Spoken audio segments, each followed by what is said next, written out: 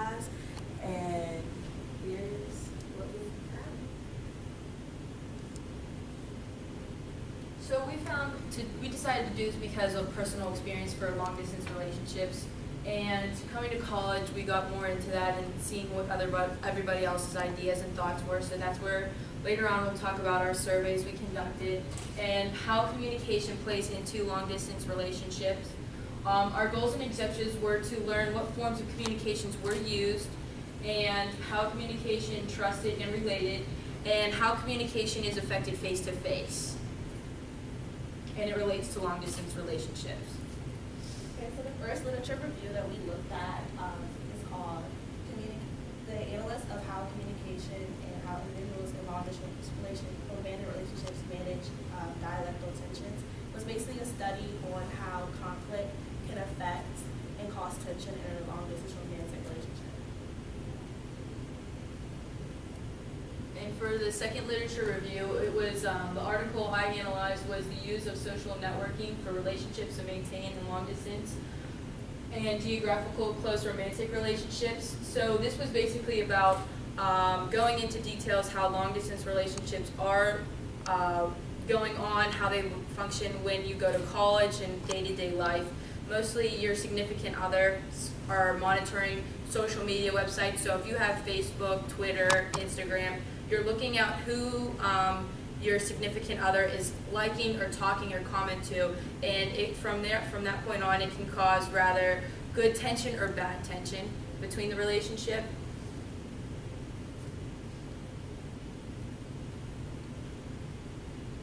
So the next article is what I looked at, and it's called Extended Communication Efforts Involved with College Long Distance Relationships.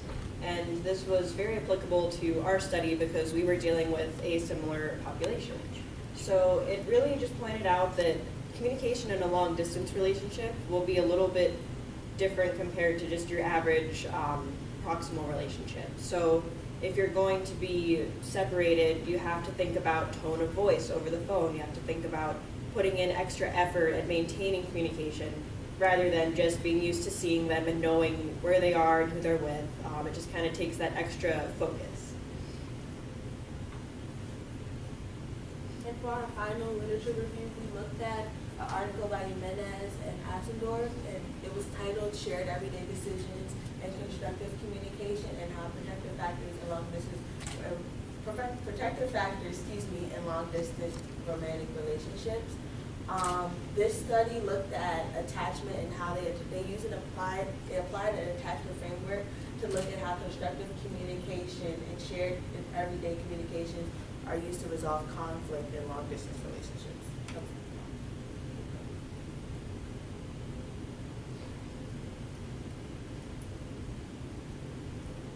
So we did a survey to conduct our study. We put it on this website called Question Pro. It had a total of 28 questions, and we directed it to college students. So the way that we reached out with the survey is we put it on Facebook pages, the class pages for the university, and also our personal Facebook pages. The people who responded was about 83 people total who completed the survey, but we had 156 people open the survey. We had 28 questions. Some of those questions were multiple choice, and we also had open-ended questions.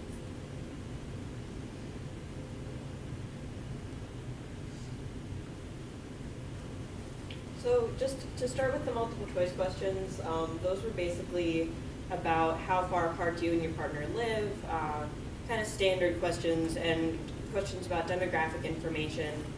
The heart of our research was really in the open-ended questions, which we each took one of them and analyzed the results from those. So to start off, the first question was, how far apart do you and your partner live from each other?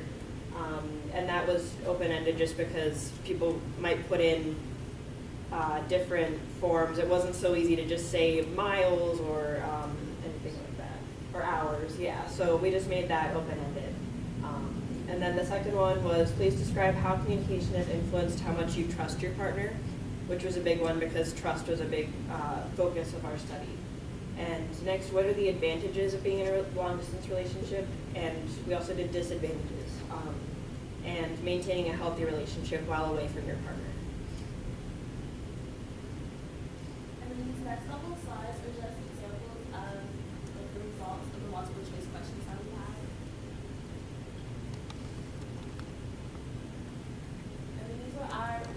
questions that we use to analyze our results. So what are the most common forms of communication that partners use and to maintain a long-distance relationship? The biggest thing was texting, FaceTime, and phone calls. The second one was what is the relationship between trust and communication in a relationship. A lot of people felt that they gained more trust by being distant from their partners, and then how does face-to-face communication influence a long-distance relationship? We found out that once you see your partner face-to-face, it brings more intimacy.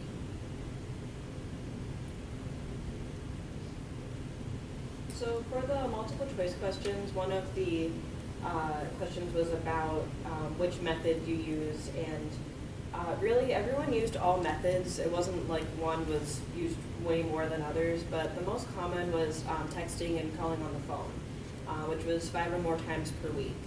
And which wasn't super surprising for texting, but I was impressed at how people actually called each other on the phone, because I think there's sort of a stereotype that millennials don't call on the phone as much, we just text. So that was pretty neat to see that communication going on. And then the short answer that I analyzed was about the challenges of being in a LDR. And really the main themes were that, first of all, communication is tricky. It's like what I said from that other literature review. It's not exactly the same as being in a proximal relationship. You have to make an extra effort at it. And the next thing was just missing face-to-face contact. I think a lot of people end up kind of taking that for granted when they're in a proximal relationship. Scheduling was another big one, because you have way different schedules. You might even have a time difference. There's all sorts of things that make it tricky to line up your schedules. The other one is trust. Trust came up a lot with people. They're not sure where their significant other is or who they're hanging out with. And the last one was a lack of physical contact. And I sort of assumed that anyone who said that was referring to sex, but only one person said that. Most things were much more intimate. They were, I miss hugging my partner. I miss holding my partner's hand.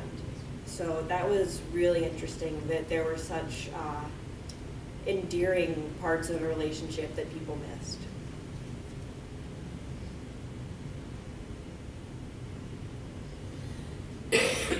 For the results, the long distance survey questions, respondents' age, they were between 18 to 22. They were mostly taken by females, although there was some males who did participate. Young adults, we did, put this towards our generation, our class, to see how we are going above and beyond to talk to our significant others. And two less than 5 years is how long the relationship lasts, because eventually it catches up with people. Being away at colleges, rather if somebody's in California and you're in Pennsylvania, that relationship does have a toll on it, because you're not getting that face-to-face interaction. And a lot of also what we did conduct through this survey was tones can be misinterpreted. If you're texting or you put a period, people could think you're getting an attitude, but you're not at all. And I'm sure we've all experienced that in one way or another.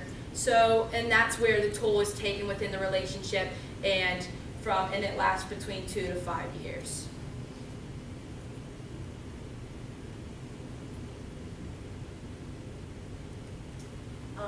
The section of results that I had to look at was the distance and visitation.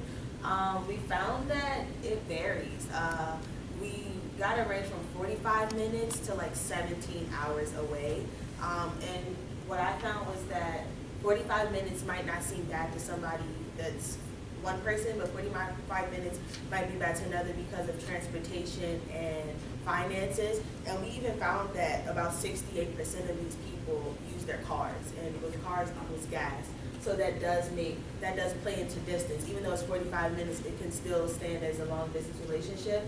And also 48% of these respondents actually do visit their partners, and 34 see their partners 2 to 3 times a year. And this is really important because we're in college, and 2 to 3 times equals about 2 to 3 breaks, like winter break, spring break, and what's the other one? We get like 2 spring breaks. Yeah, so that's why it seems like 2 to 3. Oh, summer, I forgot. They get 2 to 3 times a year, and it sounds really bad, but also they take the time to appreciate it. That's pretty much it for the distance. So the open-ended questions, how do you maintain a healthy relationship while being away from your partner? It's daily communication. Open communication and honesty is a lot to do with the trust, and we got the results for that. Face-to-face and Skyping, and then text messaging. And for the advantages, most of the participants, because they're in college, they said their independence and focus on their academics. And also the distance, like I said before, it creates more of a boundary of trust. So overall, what stuck out to the most for us was that there are a variety of methods that people use. It wasn't just texting all the time, and people really did put thought into trust and honesty and deeper levels of relationship than just, oh, I'm going to call that person my boyfriend, but really, there's not much of a connection there. They really did care about the communication aspect of a relationship. And just the challenges of making a survey and distributing it. We got a good number of respondents. 83 I was very happy with that, but it's definitely difficult to ask people to fill out a survey. You don't want to make it too long, but you still want to get your information. And we'd like to do a future study, or just suggest it for anyone else who's studying this, to look at the reminders in a relationship of how does it help to have, a picture of your significant other or wear a necklace from them. How do those little things help, or just do they hurt a relationship? What does that help at all? Because it is hard to be in a long distance relationship. So which factors can kind of make that experience easier? And we kind of already went over what we learned. You can ask questions afterwards about that, but that's it. Thank you. Thank you.